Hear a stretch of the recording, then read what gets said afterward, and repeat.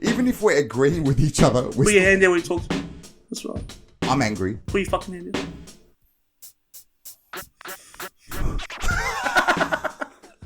Even if we just do a whole lot of stupid shit like this, Yeah. when it's edited, it looks way better. Yeah, you do stupid shit. I do good shit.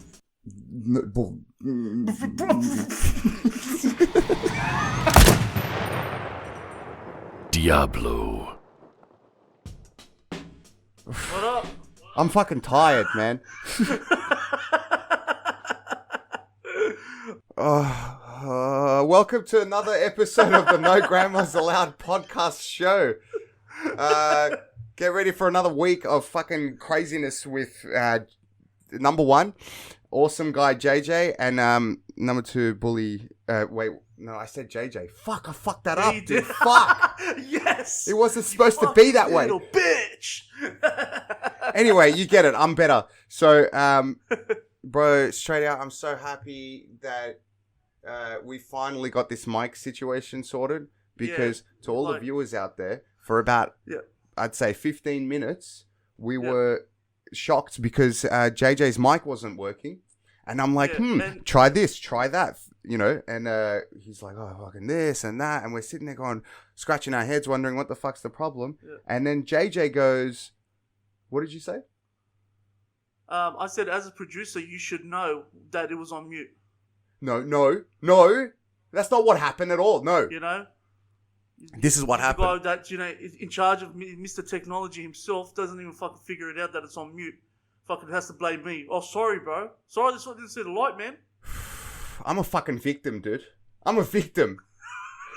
People out there, you should know I'm a victim. What really happened was JJ had his fucking muke on mic'd. I can't say it. I'm so angry. Nah, it's all lies. What Imran's saying is all lies. He just doesn't know how to fucking start up a podcast. And, yeah, he's a piece of shit. Anyway.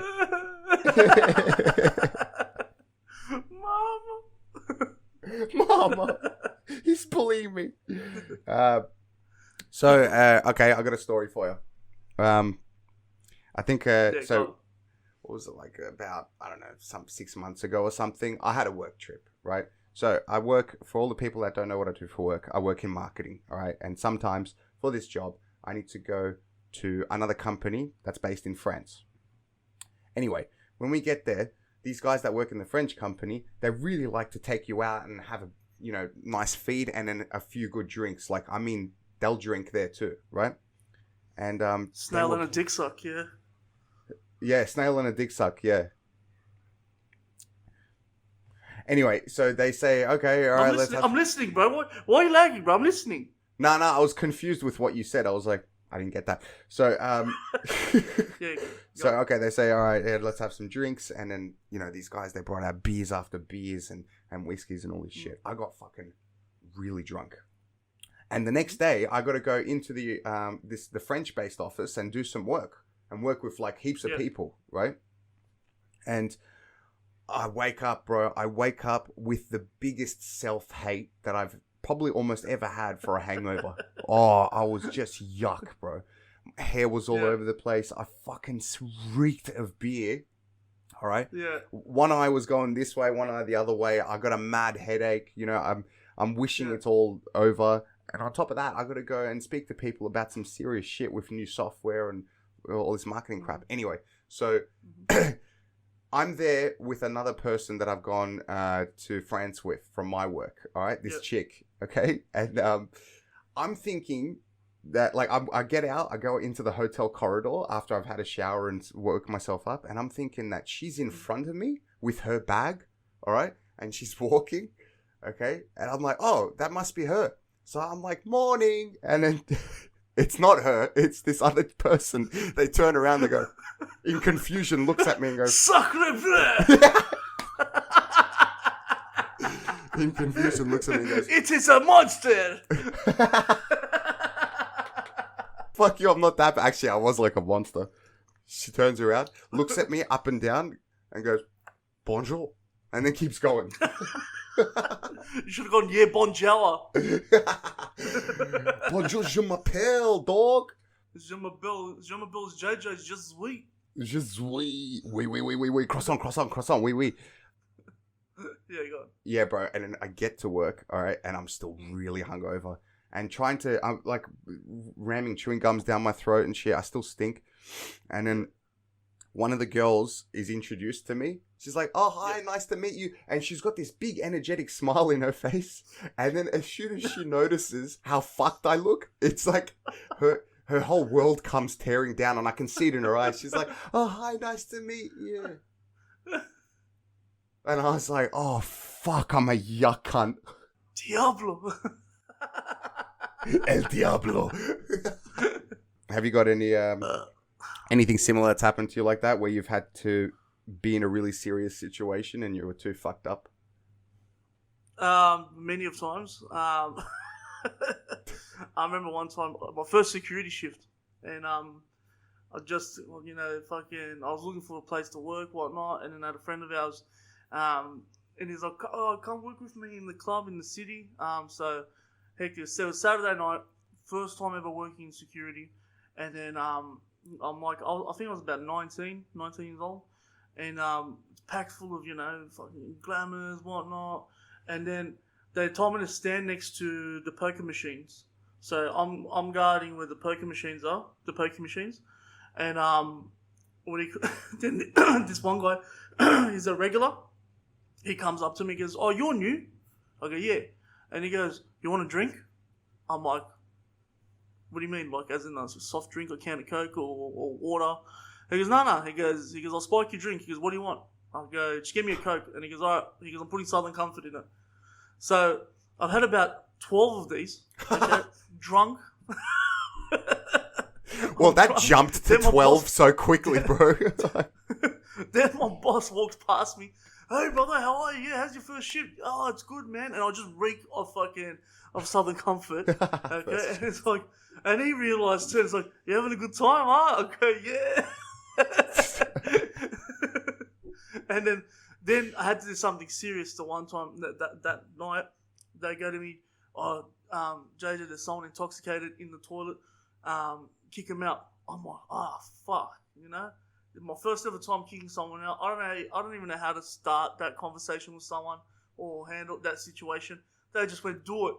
So I'm about 15 drinks in. Can you tell us how you would normally say to someone to leave if you're a security guard and you're trying to kick him out? What's like the professional way to say it?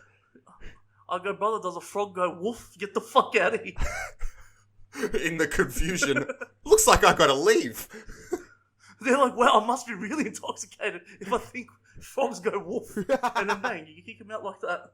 Professional. So now I'm walking towards the male toilet.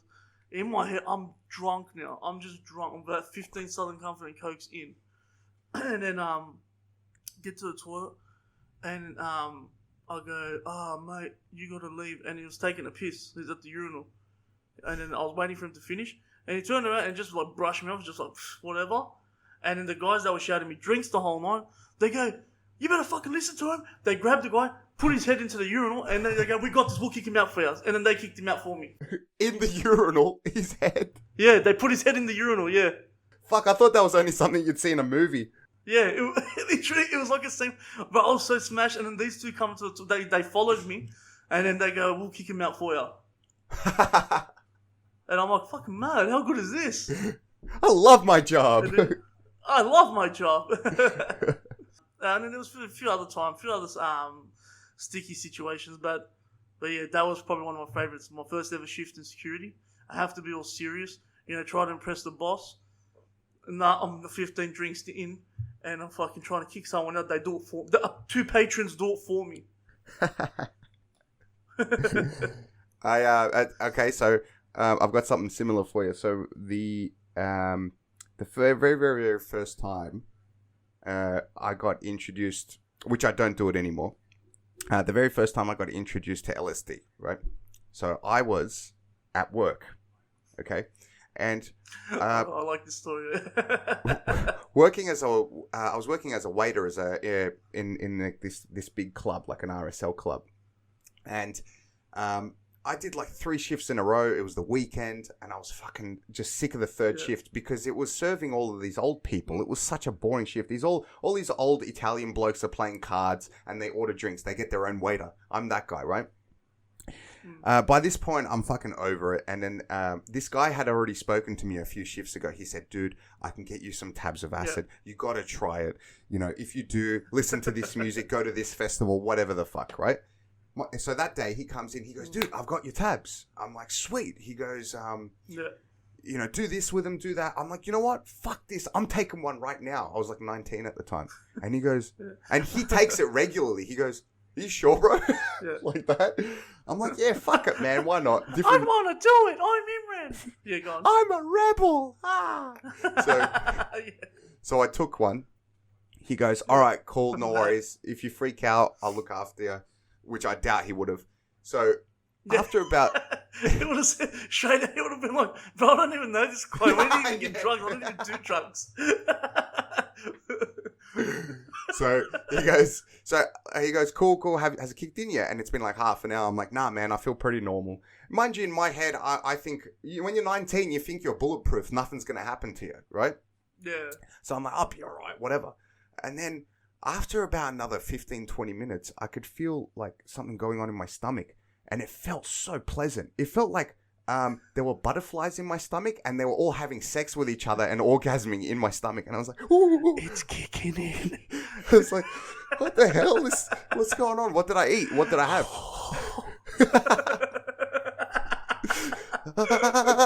And then I'm like, and then he goes, have you felt anything yet? I go, dude, I can, like, in my mind, I'm sober. I go, I can feel something in my stomach. He goes, yeah, yep, it's starting. And I'm like, bro, it's like after he said it's starting, then I jumped on a roller coaster because... And then I remember I first started hallucinating. There was a fire extinguisher sign on the wall. All the letters... were starting to space apart and float off the wall out of the sign. And I was like... and the thing is, like, I'm at work, so I can't look like I'm too intrigued by anything. Yeah, you can't freak out. Can't freak out. You can't, appreciate the small things, because that's what it does. So I have to keep walking around like, okay, this is cool. This is fucking cool. Keep walking. I've got a tray in my hand. And the tray, there's drinks and empty glasses and stuff on it. Yeah. And everything starts to spin. And I'm like, oh, this is amazing. But at the same time, I'm like trying to act all cool. So I'm sober. My head, there's fucking fireworks going off in my head. Yeah. And then I get back to the bar. The guy goes, dude, you must be feeling pretty good right now. I'm like, dude, this shit's fucking amazing. And he looks at me. He goes, what's this, dude? He goes, studs, like that. And it's really simple and shit, yeah? Like, nothing's happening. Yeah. This isn't no Windows Media Player fucking video. It looks stupid. But in my head, I'm like, oh, that's cool. That would have been insane, bro, during your shift to do that. Shift, and first time ever of taking the most hallucinogenic drug I've ever taken. And I get to one of the this old Italian dude with a comb over, all right? He's worn out, he's impatient and slightly aggressive. The worst person to be around when you're really fucked on a hallucinogenic. Yeah. I go up to him, I've got my notepad. I'm like, he goes, oh, boy, I want drink. And he goes, okay, give me this and that. And I'm writing. And as I'm writing, his comb over is going like this. Come with me. There's like a mermaid on his hair. Come to a better world. The enlightenment is this way. So his hair's moving, and I'm like, just ignoring him. You know, his voice starts going, and I'm just like, oh, no. Whoa, that is sick. And then all of a sudden, he brings me back. He goes, I said I want carton cold, boy. And I'm like, oh, fuck, all right. And then, that's when a little bit of paranoia came in, but it was mainly good feeling the whole time. Bro, I worked the best shift as a waiter ever. It was the best fucking shift the whole way through. And I worked it with full control. Well done, bro. I would not know how to handle that, bro, at work. Fuck that. My especially in the place that you're working at that time. That's a busy place, bro. That place cranks. You know, like not even just on the weekend. Every day, there's always an event on. Mm-hmm. That's right. And there's a lot of serious people there, you know, Italians. And, you know, there's a lot of eyes on you. And there's a lot of movements and controls that you got to do, pouring drinks properly and all of this stuff. So if it was something as easy as, I don't know, just sitting down. No, any human interaction at work and plus LSD, it's not a good mix, but it'd be a fun story to tell. It would be a fun story to tell after you get sacked. But but you held it well. It surprised me, bro, because think about it, like it's something you've never done before, and then to go through that with good control, I was pretty proud of myself. Yeah. Imagine you're in a really serious situation with a hallucinogenic. After that, it's like you don't get as paranoid about the easiest things. You know how people can be like, "Oh, that person's staring at me, moving my hand like this. Am I fucking weird?" You don't care about that shit because you've been through worse. You know. I'm glad that was a gateway drug too. Look how fucked I am now. No, but fucking well done, well done on fucking taking that whilst working, bro. Fucking I would not know how to handle that, bro. Yeah, I think now if we were to do something like that now, it would be worse. Like even for me, because I think the older you get, you know, the more you're inclined to being like worried about losing your job or whatever. Because now you're more of an adult, you're more independent and all that. So you're a bit responsibilities. At that time, we had no responsibilities. That's right. I think the worst case in my head was like, well, I'll just lose my job. Yeah, you had no responsibilities. Oh, yeah, that's what you said. Sorry, I chose not to listen. What'd you get up to this week? You know what? I don't want to talk about it. I want to know now. Because I can't remember. Like, I'm chucking at you. I can't remember. see that fucking question really throws us fucking off, man. Like, when you ask me, what'd you get up? If you ask me as well, I'll be like, I don't know. I know. Because for me, I don't know if it works this way for you, but for me, it's like, oh, fuck, I'm not that interesting. They don't want to know. That's obvious. Well, I've been... Oh, okay, I can tell you this. I've been doing a lot of, like, spin classes and all this shit at the gym. Yeah, I don't want to know about that, eh? I don't really give a fuck, eh? Oh, my God. Did you watch the Rise of Empires, the Ottomans? No, not yet. Oh, mate, bro. You really have to watch it, bro. It's like we know, the Ottoman Empire took over 55 days. 29th of May, 1453 was the date that we took over Constantinople. Yeah. 55 days it took us, 80,000 soldiers it took us. But what I didn't know, there was a lot of politics within that war, man. Like, they were coming from outside the wall, from inside the wall to come and talk to the Sultan. There was a lot of backstabbing involved, and then you see it talks about the Sultan's upbringing. Like, by the age of 11, he knew 5 different languages.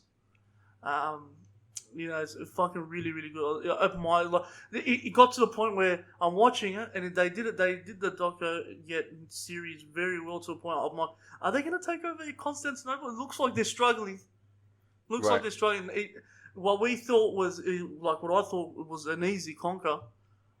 This shows you that, that 55 days was a fucking struggle to a point where they almost didn't take over. It shows the challenges that they went through before it actually happened, before it was a success. Yeah, everything, man. Like all the stuff that we didn't know, all the politics in the background. Cunts trying to fucking persuade the Sultan to go out one way, and then the Pope not bringing soldiers. And just all this other stuff, it's really good, really, really fucking good. And it shows you how the Byzantines had Italian mercenaries defend the walls against the Ottomans. Right. Yeah, I'll watch it. I think a good way that they do it to keep you hooked is, and it's like any movie or a documentary. They'll take away a little bit of hope. They'll make it look like there's no chance left. There was prophecies about the Ottomans taking over Constantinople. There was literally prophecies. So when they see the blood moon during that battle, that was when the day we were going to take over, and that's exactly what happened. The prophecy came to reality, and that's what we took. That's how we took over, because it was already written. Is this in religion, or is this just like personally to them? Something was written. Religion and history. Have you finished it?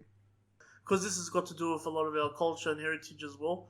So there was no way I was only going to watch a couple episodes here and there. And you know how I'm a bit of a nationalist as well. So, I had to smash it all. I'm not going to bed. I don't care what time it is. I'm going to smash this you get hooked, bro. You can't wait to see what's going to... Even though you know what the ending is. Yeah. You know, Turkey has Istanbul.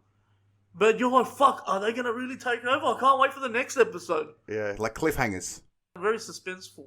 All the Turk boys, especially, like we're talking about going, fuck, bro. At one point, we're like, fuck, did we get lied to in history? Like, did we take over? Because they did it that well, bro. Amir said, man, after watching it, I really am keen for Greek food. We watched Water Divine, and he goes, man, I can't wait for a Euros. He's a dickhead. He listens pretty religiously. Shout out to Amir, you're a dickhead. Shout out to Alma. All right, I got another story for you. In high school, right? Because we haven't given a shout out to this friend of ours yet, Omar. All right. So shout out to Omar, Yeah. And I got a story to tell you about him. So in high school, okay, either he's really gay, either he really is gay, or there's something inside him that went, you know what? If I can't get comfortable with being rejected by women, then I'm gonna try hit on my mate Imran, right? What the fuck? Where are you going with this? So we used to play chicken, right? So,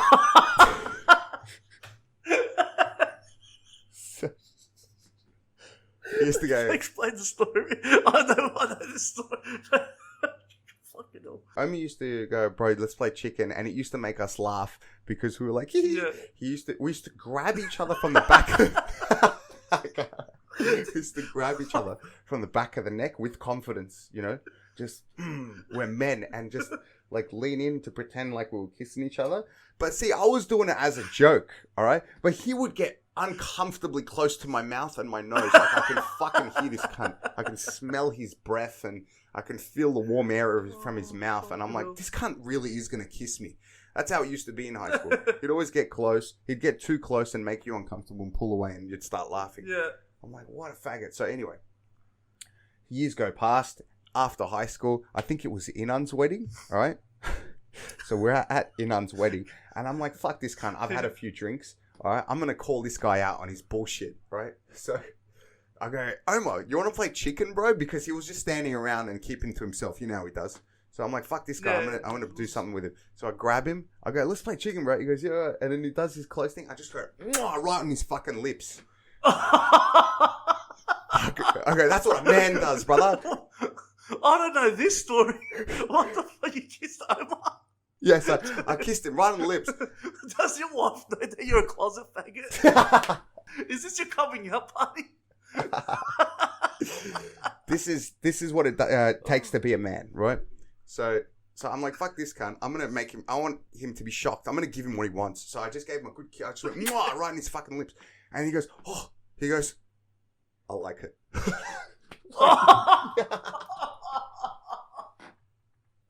I'm like, fuck you, bro. That's not the reaction I wanted. I really wanted you to be disgusted and shocked. So I go, there is probably one other person that could do this. Right after I kissed Omar, I go, Omar, watch this. And I go up to Kadir. I go, Kadir. I go, let's dance, bro. Hey, Kadir. Shout out to Fox, Kadir. He comes and he's like, yeah, man. And he's had a few drinks and he thinks I'm just fucking with him like normal. He gets really close. And I'm like, and I just grab him. I go, whoa. He goes, oh. He goes, bro, why? Whoa. Like that. So that's a man reaction. He goes, why the fuck would you do that? That was fucked, bro. Like that, and wiping his mouth. He's like, bro, don't do that again. And me and Omar are crying, laughing, because that's the reaction I wanted. Yeah, not fucking. Fucking. I like it. I even got I like it. Yuck. Fuck. Imagine having that fucking on your lips, bro. You. with these big lips.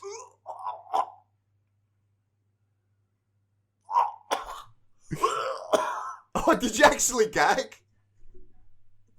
What? What am I talking about?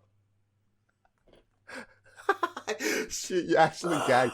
Imagine, all right, you got your mouth wide open, and then I just go and kiss right in the back of your tongue. Stop it. Guys, you know what's very potent, bro? What? It's fucking cat piss, bro. Oh, bro. Cause cleaning her litter, my shout out to Yasmin. Cleaning her litter. Yasmin's my cat, by the way. Cleaning her fucking litter today. She peed that much in that fucking litter. Well, you see, I'm emptying it out into a rubbish bag, and it went poof, and then it was like yellow smoke, and it went straight into my fucking mouth. Oh, bro, I took a mad clump of that cat piss, bro. Oh, bro, and this is me. Just fucking on the ground, just dry reaching for like a good 10 minutes, bro. Bad fuck. Oh yeah, I bought a laser pointer, so I went to Woolworths, and I go, I'll buy cat food, kid litter, and I saw that it goes laser pointer. I'm like, hectic. Bro, she goes fucking crazy, bro. It's exactly like on YouTube videos, bro. She just, I make it hit the wall. I'm so slack. God, she loves it. And then major trust issues after that. Yeah. I click it, I turn it off, and now she's just on edge for a good hour. She's just on edge. I'm like, hey, you see me coming? And she's like, nah, get the fuck away from me. You're the enemy. And then what, she knows that you're doing it? She knows. The funny thing is, like, I don't even point the laser yet. I hide it behind my back. Yeah. And she knows the click, the noise of the click. Ah, right. So as soon as I click, she goes, and then I click it again. That's it. She's right next to me. She's just here. Yeah, I click it the third time, and then I point the laser. That's it. She's on beast mode. Does she just not trust you because she's on edge, like in general? No, she trusts me a lot. Like, she's had lately she's gone through a bit of trust issues, but with me, like, she trusts me a lot because Papa, and fucking she doesn't eat unless I stand behind her because she doesn't trust no one else but me. And then our mate Tiffany's right, bro. You've become a cat bitch, man. Hey, bro. Fucking, that was our prophet's favorite animal. You shut your fucking mouth when you talk about cats, bro. Again, now that it's gone in JJ's favor, let's defend it. That's right, bro. Shout out to my Muslim brothers. And how did this get to religion so quickly? You fucking hate religion. I don't hate it. He hates it, everyone. He worships fucking carrots, bro. Now that you say it, I hate you. Sorry, go on. I didn't know you were worshipping me previously. Yum and yum and yum. There's like a bowl of salad. Hey, how are ya? Hey, how are ya? Hey, how are ya? Hey, just one carrot. We're dumb. I love cats. And think about, look who's the king of the jungle, though, bro. Lions. What a lion? Big cats. Get a lion, then. If you're such a man. Oh, bro, if I could afford one, I'll full wood. Straight out. I'll full wood if I can afford one and also fucking tame it. Imagine a lion with a laser pointer. Just turns into bitch mode. Bitch paranoid mode.